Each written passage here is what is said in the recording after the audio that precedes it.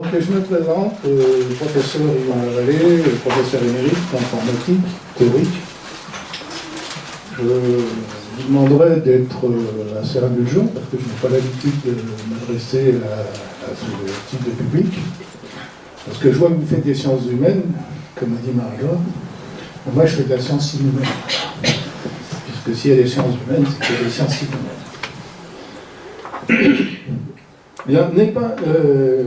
Je vais essayer simplement de poser le problème, de montrer ce que c'est que l'algorithme, enfin, de survoler très rapidement ce qu'est l'algorithmique.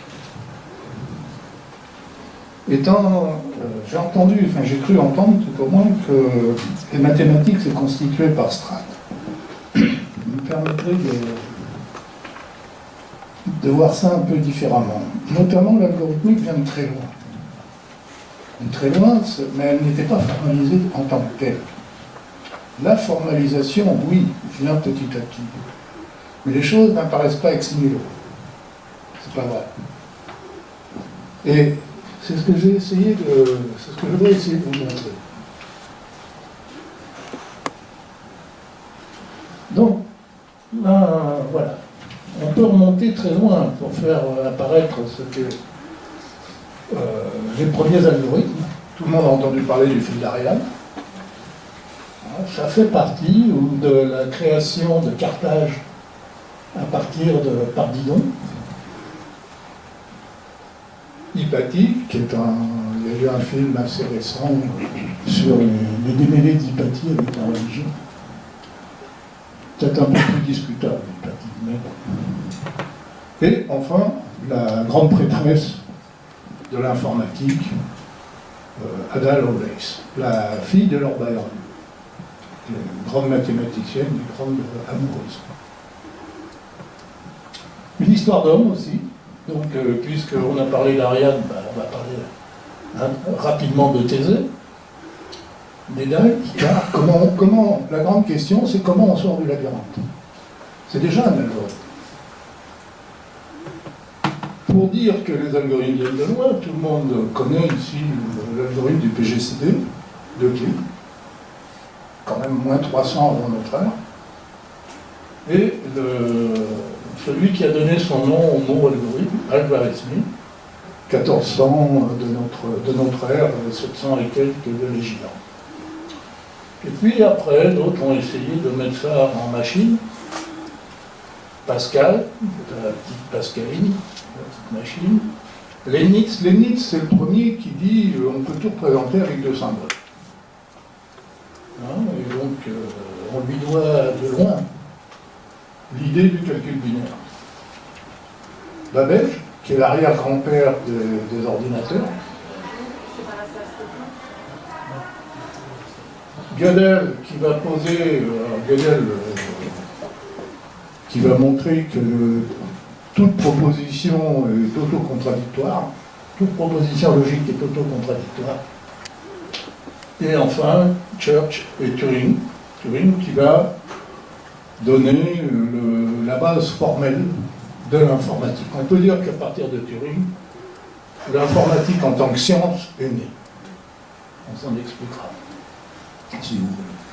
Kolmogorov, qui va renouveler complètement la théorie de l'information et des probabilités, d'ailleurs il a renouvelé tout ce qu'il a touché, et les automates de Markov.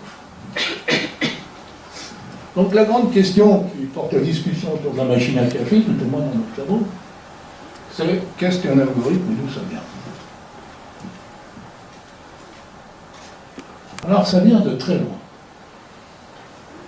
Parce qu'on ne peut pas séparer le concept d'algorithme du concept de calcul. Il n'y a pas possibilité de faire, par exemple, vous essayerez de faire des additions, des multiplications avec des chiffres romains, avec des nombres écrits en chiffres romains. C'est pas possible. Pourquoi? Parce qu'il n'y a pas de mode opératoire. Donc la notation positionnelle est la seule possible, c'est-à-dire la notation pour laquelle la position d'un chiffre dans le nombre, et en particulier du zéro, permet de faire des calculs. Sinon, on ne peut pas. Donc, c'est l'apparition de la notation positionnelle qui va permettre de faire des calculs. Calcul, caillou. Donc, les plus anciennes traces connues, je ne dis pas que c'était le plus ancien, mais les plus anciennes traces connues de notation positionnelle se trouvent sur les tablettes au Louvre. Mésopotamie, ça date de moins 6000. Vous voyez que les algorithmes, ce n'est pas d'aujourd'hui. Simplement, on ne les concevait pas en tant que tels. Les scribes égyptiens ne savaient pas faire des multiplications ni des divisions. Ils avaient un système uniquement avec des additions. Ils savaient faire la division par deux, c'est tout. Et pourtant, ils faisaient des calculs, ils tenaient une comptabilité assez importante. Le premier, enfin, tout au moins celui que j'ai trouvé, le premier algorithme un peu écrit, c'est celui de Thésée sur justement la sortie du labyrinthe. Là, une petite anecdote, c'est une interprétation totalement personnelle. Entre la légende d'Icare et la légende de Thésée, de mon point de vue, il y a deux façons d'aborder les problèmes de mathématiques. Dans la légende d'Icare, Icare sort du labyrinthe avec des ailes.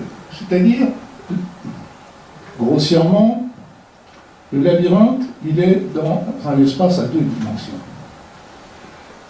Les mathématiciens de l'époque, et jusqu'à une époque très récente, ne posent pas les problèmes de mathématiques comme nous. On fait un énoncé, on cherche la solution. Non, ils racontent une histoire. Et dans le cas du labyrinthe, les mathématiciens de l'époque ne savent pas comment sortir du labyrinthe.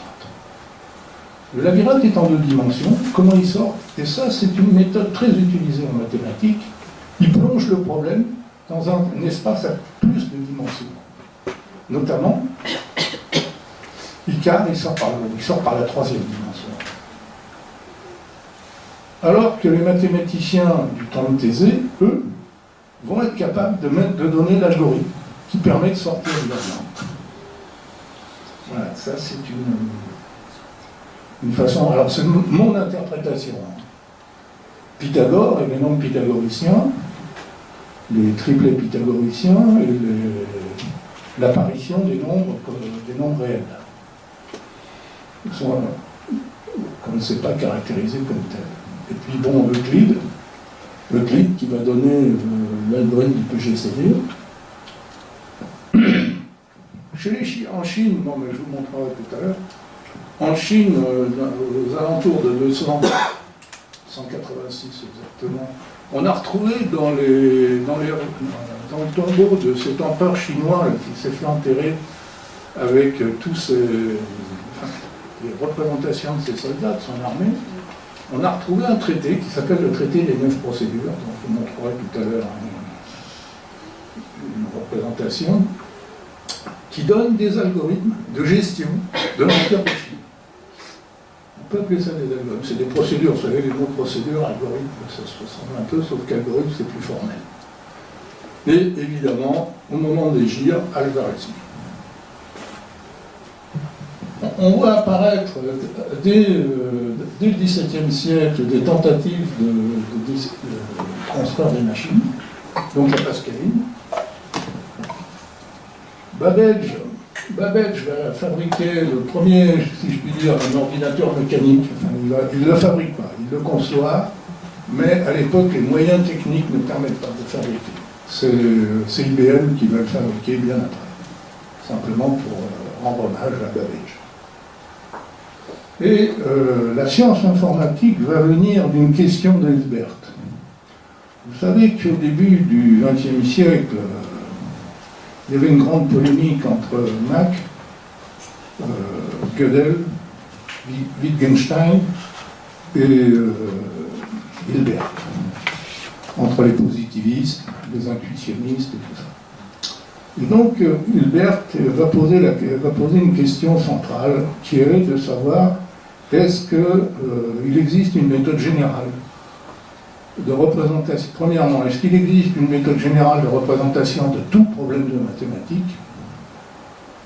Et deuxièmement, si oui, Est-ce qu'il existe une façon générale de résoudre tout problème de mathématiques?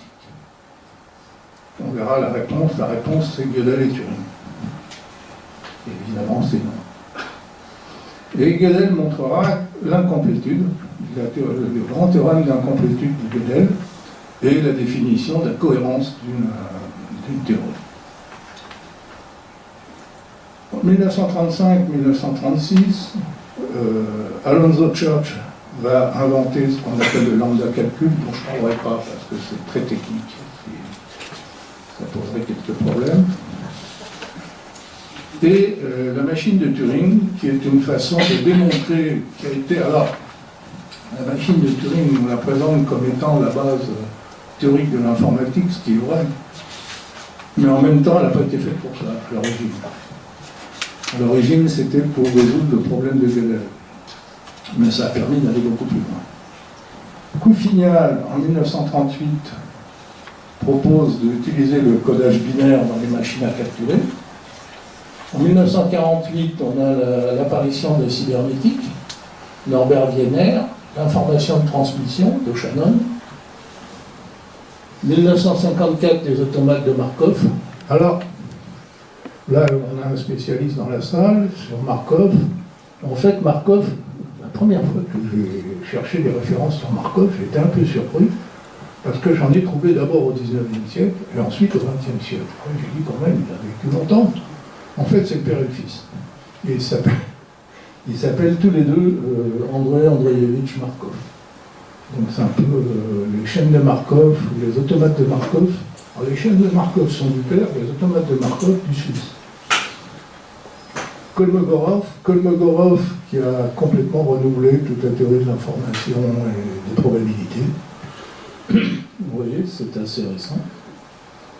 Et alors, ce qui va faire bouger les choses, ce sont en 71 et 74 les théorèmes de Levin et de Cook, qui vont définir proprement ce qu'est la complexité en informatique. Voilà, donc on va essayer de survoler tout ça. Alors, le mot calcul vient du latin. Calculi, calculi. On a commencé à calculer en prenant des calculs. Et les nécessités il a fallu, d'entrée de jeu, à partir du moment où il y a eu des troupeaux, où il a fallu se placer à des endroits, quoi que ce soit, il a fallu faire de la comptabilité. Les mathématiques viennent des comptables, même si les comptables aujourd'hui embêtent très nettement les chercheurs mathématiciens, mais ça c'est autre chose. C'est un autre problème qui se pose. Il fut un temps où l'administration était au service de la recherche, aujourd'hui ce sont les chercheurs qui sont au service de l'administration. Pas tout à fait pareil, et en particulier des comptables. Donc, les nécessités du calcul, de la comptabilité, sont indissolublement liées à l'apparition des techniques et d'outils de calcul. Alors, les premiers outils de calcul, ça a été des cailloux. Les bergers de la Haute-Égypte, qui ne savaient pas compter, quand ils envoyaient, ou de Haute-Égypte ou d'ailleurs, quand ils envoyaient leurs troupeaux en transhumance, qu'est-ce qu'ils faisaient? Ils faisaient passer les moutons par une porte. Et chaque fois qu'un mouton passait la porte, ils mettaient un caillou dans un sac. Et quand ils venaient récupérer les troupeaux, ils faisaient l'opération inverse. S'il restait des cailloux, la saison avait été mauvaise. S'il n'y avait pas assez de cailloux, la saison avait été bonne. Tout le terme, calcul. Quand vous avez des calculs, voilà. Et on a retrouvé, alors la plus ancienne machine à calculer, le plus ancien ancêtre de l'ordinateur, c'est un Tibia Blue, qui est au musée de Westonic, qui a 20 000 ans, semble-t-il, et qui est entaillé de 55 entailles, 11 paquets de 5 entailles. Donc on a toute raison de penser que c'était un moyen de calcul. Voici le traité des 9 procédures, je vous laisse le lire. On m'a expliqué que quand il y a des tampons rouges comme ça, c'est que ça a été révisé. Vous voyez, il y a des colonnes dans lesquelles, alors il y a les colonnes originelles avec les grosses écritures, et puis il y a des colonnes dans lesquelles il y a deux idéogrammes l'un à côté de l'autre. Donc ça, c'est en fait, ça a été révisé, corrigé, révisé, je ne sais pas trop. Mes connaissances en mandarin ancien ne sont pas suffisantes pour que je vous dise ce qu'il y a marqué dessus. Voilà, d'autres exemples de calcul algorithmique qui ne portent pas ce nom-là. Alors, mais déjà ceux qui faisaient s'appelaient les algoristes entre eux. Donc le mot c'était la bataille entre les algoristes et les abacistes, ceux qui utilisaient des abacs et ceux qui utilisaient des méthodes pour résoudre. Le mot algorithme nous vient donc d'Al-Khwarizmi, qui a écrit un livre qui s'intitule « Le calcul avec les nombres à nous ». Un gars, en fait, il a écrit un livre, et qui a écrit le premier un traité qui s'appelait Al-Zebra, et qui a donné Al-Jabra. Vous vous rendez compte quand même, c'est la seule personne qui a donné deux mots qui sont passés dans l'histoire des sciences. Algorithme et Al-Jabra. Voilà, si vous voulez, la résolution de l'équation. Alors, la résolution de l'équation x2 plus 10x égale 39. Simplement, à l'époque, ils n'avaient pas notion de la possibilité de racines négatives. Oui, ne cherchez pas, voici la traduction. Donc, il donne, mais voyez comment c'était, on raconte une histoire. On ne pose pas les problèmes comme on les pose aujourd'hui, ça viendra très tard, ça vient au 18e, 19e siècle. Donc voilà comment il donne la façon de raisonner. J'essaye de vous donner justement la perspective historique, de vous montrer que les choses ne se construisent pas. On ne se lève pas un matin en disant Eureka, c'est pas vrai. Ça, c'est pour la petite histoire. Voici la Pascaline. Enfin, musée du Conservatoire des Arts et Métiers, vous pouvez aller voir, c'est magnifique. Alors, il y a des gens qui sont un peu techniciens parmi vous, ils voient bien que cette machine ne peut pas fonctionner. Elle est théoriquement correcte, là-dessus il n'y a pas rien à dire. Mais voyez les picots qu'on voit là en bas, sur le haut. Là. Ça, par exemple. C'est les engrenages. Ce type d'engrenage ne peut pas fonctionner. Il peut fonctionner sur une ou deux roues. Mais si vous voulez faire 9999 plus 1, il faut au moins un cheval pour faire tourner la flûte à mécanique. Et vu les ferrailles de l'époque, tout casse. Donc cette machine, elle est bien, les Français en sont tous très contents, bien qu'elle soit suisse d'ailleurs, mais elle ne fonctionne pas. Pour des raisons mécaniques. C'est là où on rejoint. Alors, Pascal avait fait cette machine pour faciliter la vie de son père, qui était fermier général, et qui donc était inspecteur des impôts, c'est ça que ça veut dire, enfin collecteur d'impôts exactement. Et à l'époque, il y avait plusieurs monnaies qui circulaient en même temps, donc il fallait faire des calculs, j'allais dire d'apothicaire, de fermier général. Et il avait fait ça pour lui faciliter la vie, mais voilà. Mais bon, c'est la première tentative. Alors, Leibniz avait lui aussi pensé à une machine basée sur le calcul binaire, parce que la Pascaline ne permet de faire que des additions ou des soustractions. Alors que ceux qu'avait pensé Leibniz pouvaient faire des multiplications et des divisions. Mais ça n'a jamais été réalisé.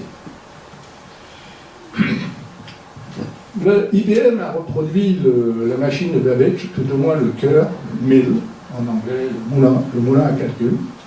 Voilà, alors ça c'est une machine qui était censée pouvoir fonctionner, d'ailleurs elle est théoriquement correcte. Elle est en système à base 10, elle utilise des cartes perforées, une carte des métiers tissés, des métiers à tisser d'époque. En fait, l'histoire de Babbage, c'est qu'il a fait une première machine, qu'on appelle la machine aux différences.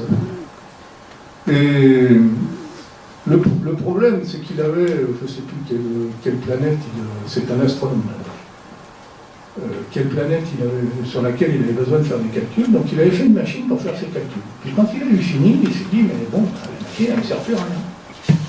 Donc ce serait quand même pas idiot de faire une machine qui puisse servir à plusieurs fois. Et donc il a pensé une machine qu'on pouvait programmer en utilisant le système des métiers à tisser ou des ordres de barbarie, si vous préférez. Et donc il a conçu une machine programmable.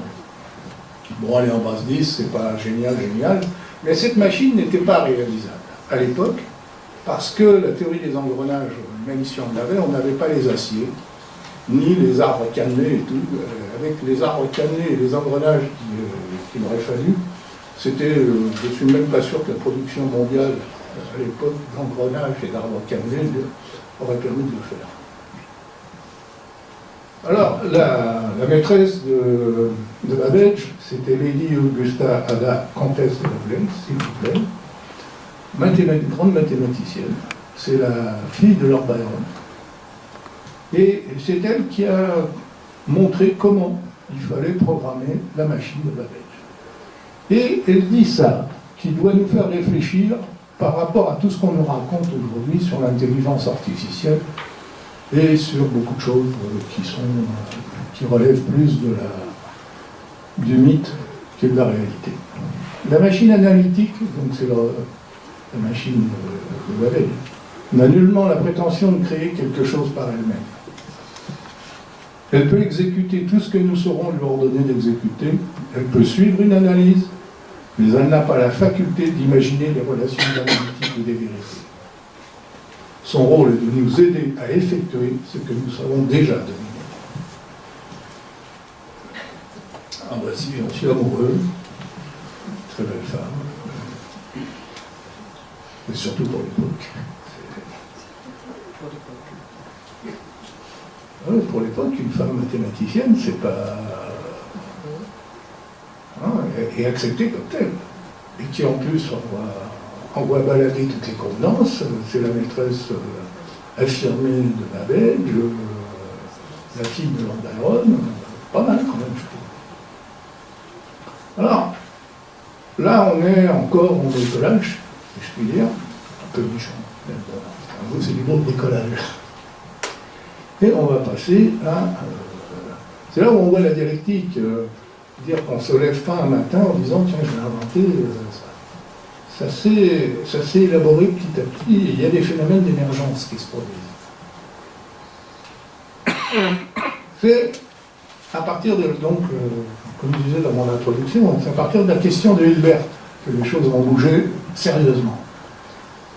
Bon, pour ceux qui lisent l'allemand, vous avez la version originelle, sinon pour les autres, c'est une traduction.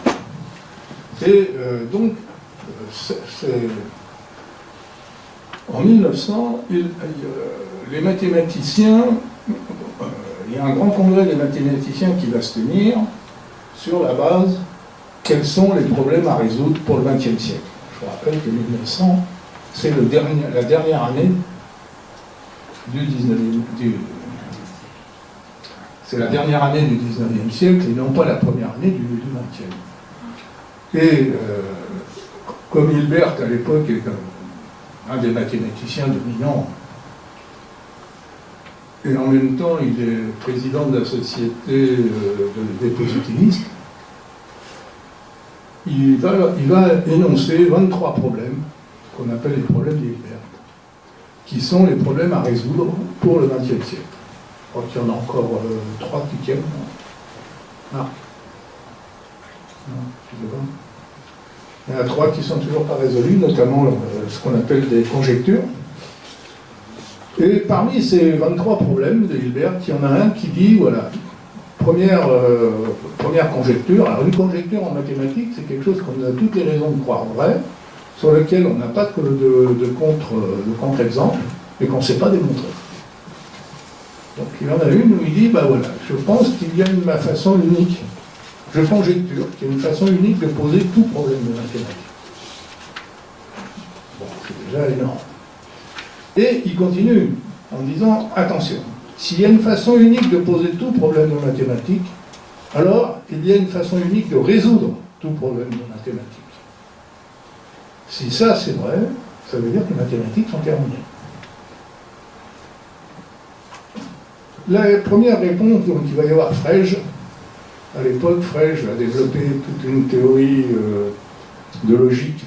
Pour eux, c'est toute la théorie des ensembles qui apparaît. Frege va essayer de la structurer logiquement, il y arrive d'ailleurs, jusqu'au moment où Gödel va tout mettre par terre. Donc il va nous falloir formaliser tout ça. Qu'est-ce qu'un problème? Qu'est-ce qu'un algorithme? Qu'est-ce qu'un calcul? Qu'est-ce qu'une solution d'un problème? Pour ça, il faut introduire des termes. Bon, je ne vais pas tout rentrer. Mais c'est pour vous dire les problèmes auxquels on est confronté au cours des débuts du XXe siècle. Et enfin, complexité et décidabilité. Alors voici, je vais raconter une petite anecdote que je raconte en général à mes étudiants. Toto a un nouvel instituteur. Il entre dans la salle, compte, il dit voilà, vous êtes 20. Il y a 40 crayons, 15 cahiers. Quel âge c'est? Les mondes se regardent, puis il y en a un qui lève la main. Monsieur, moi je sais. Ah bon? Votre nom? Toto, monsieur. Ouais. Élève Toto, je vous écoute. Il dit, vous avez 40 ans. Oui, c'est vrai. Vous pouvez expliquer à vos petits camarades pourquoi? On dit, c'est simple, j'ai un frère qui a 20 ans qui est à moitié fou.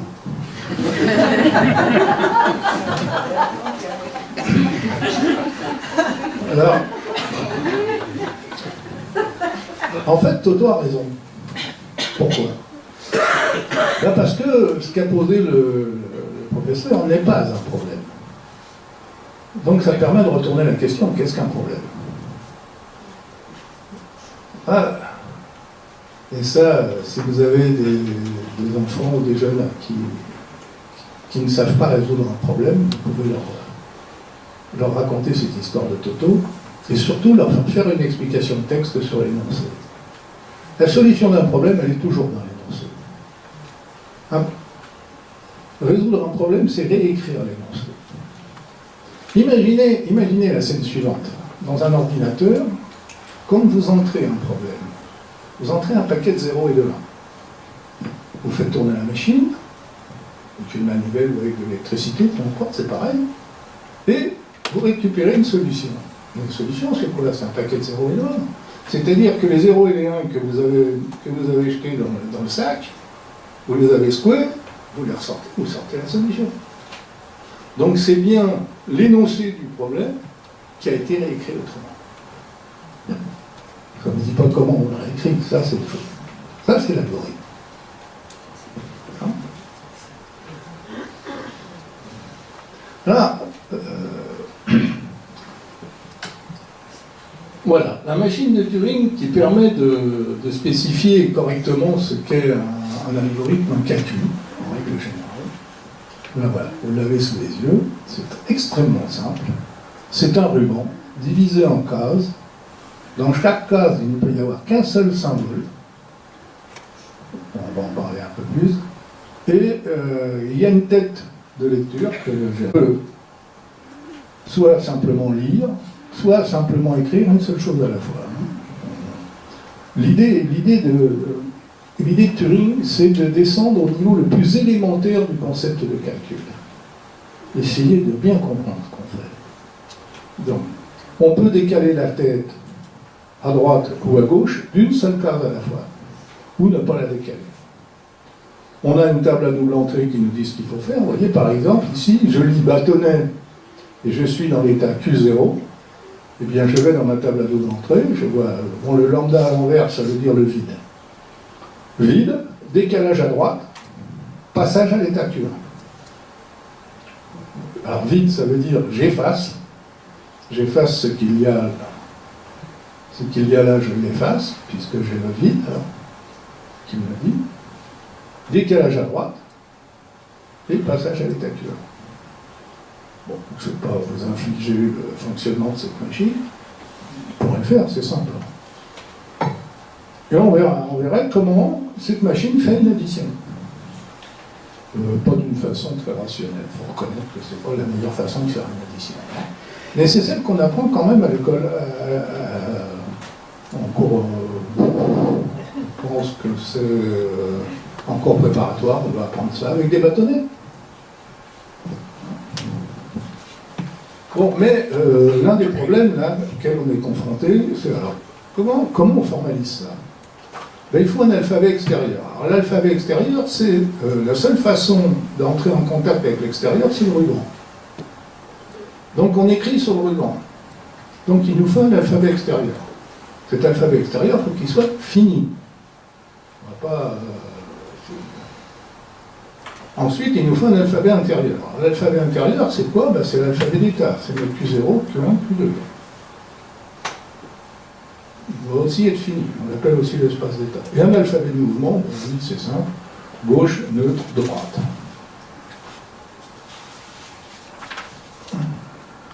Donc, mais le problème de cette machine de Turing que je vous ai montrée, c'est que celle-là, elle ne fait que des additions. Donc si on doit écrire une machine de Turing pour chaque opération qu'on a à faire, c'est un peu pénible quand même. D'une part, c'est pénible. Deuxièmement, ça ne donne pas une définition universelle du calcul. Donc, on va aller à la machine de Turing universelle. Voilà, la machine de Turing universelle, pourquoi universelle? Eh bien parce qu'elle permet de simuler toute machine de Turing particulière. Tout est codé sur le ruban, programme et données. C'est là qu'intervient la thèse de Church-Turing, de dire la machine est capable de simuler tout ce qu'un calculateur humain peut faire. Il faut penser qu'à l'époque, tous les calculs sont faits à la main. Il y a des gens dont le travail, c'est de faire des calculs. Ce sont des calculateurs humains. Et donc l'idée, c'est de les mettre au chômage. Vous voyez, ça nous renvoie. Et parce que aussi, quand on fait des calculs à la main, on fait des fautes. Tandis que si on est capable d'avoir une machine qui, elle, ne se trompe pas, eh ben, c'est pas plus mal. Bon, je vois que je suis en train de bouffer mon temps, donc je vais un peu accélérer. Il y a un certain nombre de problèmes techniques à résoudre pour passer de la machine de Turing particulière à la machine de Turing universelle. Là,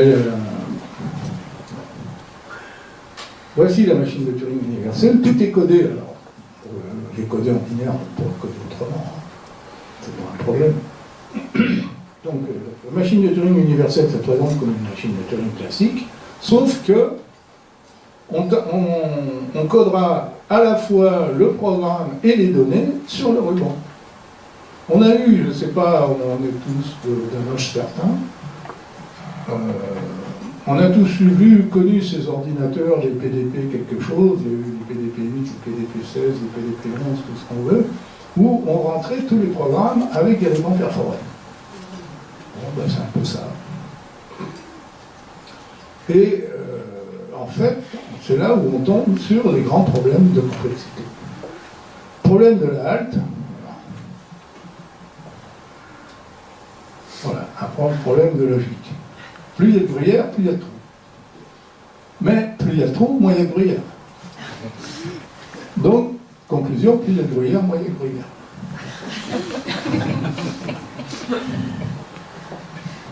Et là, on est confronté à ce qu'on appelle un syllogisme. On est confronté à des grands problèmes. Et, bon, c'est une blague, mais en même temps, c'est la parfaite illustration de ce que dit Gödel quand il dit... Ouais, ben, en 5 minutes, je ne terminerai pas. Et Gödel, quand il dit que toute proposition mathématique est auto-contradictoire. Donc le problème de la complexité, il se pose comme ça. Je vais m'expliquer. La complexité calculatoire, la complexité d'un algorithme, c'est la nature du temps mis pour exécuter un algorithme. Polynomial ou pas. Complexité d'un problème, c'est la complexité du meilleur algorithme possible pour résoudre ce problème. On note P ronde la classe des complexités, la classe des problèmes de complexité polynomiale, c'est-à-dire qu'on connaît des algorithmes pour les résoudre, et NP, la classe des problèmes pour laquelle la vérification d'une solution est polynomiale. C'est pas tout à fait la même chose. Donc, on va aller un peu plus vite. On va essayer de... On s'est posé la question des algorithmes de la nature. Qu'y a-t-il de commun entre la... Alors, au XVe siècle, le corsaire Francis Drake, arrivant dans la baie de San Francisco, se rend compte d'un phénomène particulier. À la nuit tombante, les lucioles, il y a des lucioles qui s'allument, si je puis dire, partout dans la baie de San Francisco, et petit à petit, elles se mettent toutes à clignoter en cadence. Il y a des milliards de lucioles qui clignotent en cadence. Que se passe-t-il? De même, quand vous voyez les moineaux qui partent tous ensemble, bon, alors vous avez un gros nuage de moineaux, ils partent, ou les bancs de poissons. Comment ça se structure? Comment ils font pour aller tous dans le même sens? Ou, et c'est pour ça que j'ai parlé de Nielsen Holgersson au début, les vols d'oies en fait. Et la question, c'est que tout ça peut être vu d'un point de vue algorithmique. J'ai pas dit que c'était des algorithmes, ça c'est ce que c'est les anglo-saxons qui traduisent comme ça. J'ai dit que ça peut être vu comme pas tout à fait la même chose. Ce qui nous permet de dire,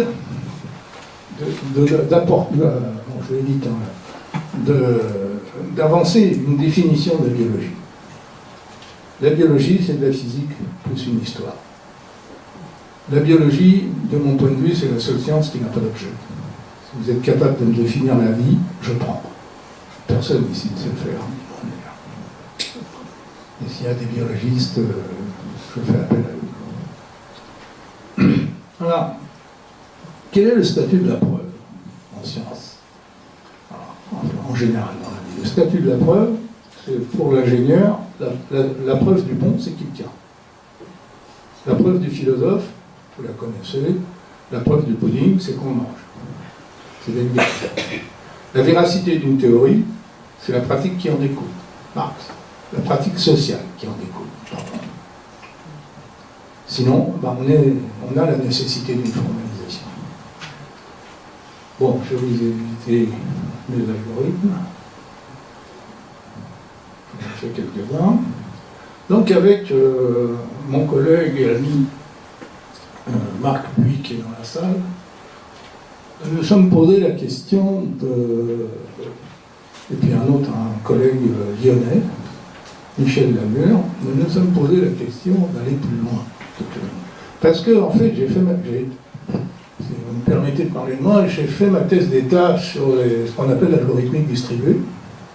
C'est-à-dire que dans les années 80, on s'est trouvé face à des ordinateurs qu'on mettait à communiquer entre eux. Et là, on s'est trouvé devant un gros problème. C'est que si vous avez regardé tout à l'heure mon schéma de machine de Turing, il n'y a pas de possibilité de communication dans une machine de Turing. Comment on fait communiquer des machines de Turing entre elles? Donc il a fallu généraliser le modèle.